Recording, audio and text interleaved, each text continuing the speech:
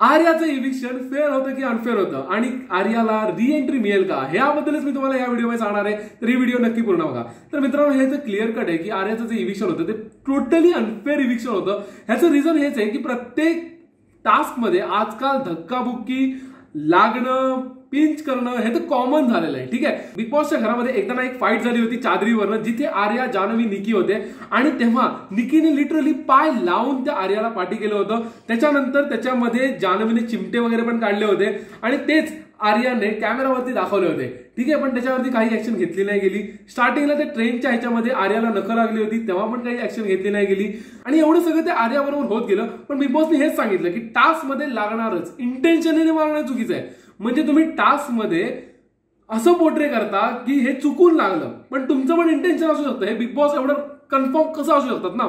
So आर्याने ते intentionally मारलं म्हणून तिला विदाऊट वॉर्निंग डिरेक्टली बिग बॉसच्या घराच्या बाहेर गेलं आणि तारीफ वगैरे होते त्या निकी आणि अरबाजची.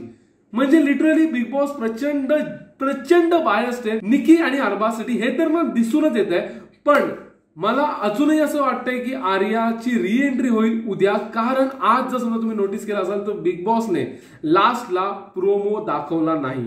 रितेश देशमुख उद्या स्वतः घराच्या आत जाणार आहे. सो असं मला कुठेतरी वाटतंय की आर्या आता सिक्रेट रूम मध्ये आणि आर्या रिएंटर होऊ शकते बिग बॉस मध्ये, कारण अजूनपर्यंत कुठचाही आर्याचा इंटरव्ह्यू बाहेर पडला नाहीये आणि जेन्युअनली निकी ह्या लेवलला जाऊन इन्स्टिगेट करते ना की एका पॉइंट नंतर खरंच कुणाचं पण डोकं फिरेल आणि कोणी पण हात उचलेल, कारण ती खूप घाणेरडा गेम खेळते त्या घरामध्ये.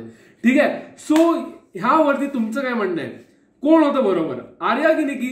कमेंट करून मला नक्की सांगा. चॅनलला करा सबस्क्राईब, कारण दररोज आपण लाईव्ह तर येणारच आहोत आणि त्याचबरोबर आपले रिव्ह्यूज छोटे छोटेसे तर येणारच आहेत. तो चॅनलला सबस्क्राईब करा आणि आता आपण भेटू आपल्या नेक्स्ट व्हिडिओमध्ये. टिल दिस स्टे कूल, बाय.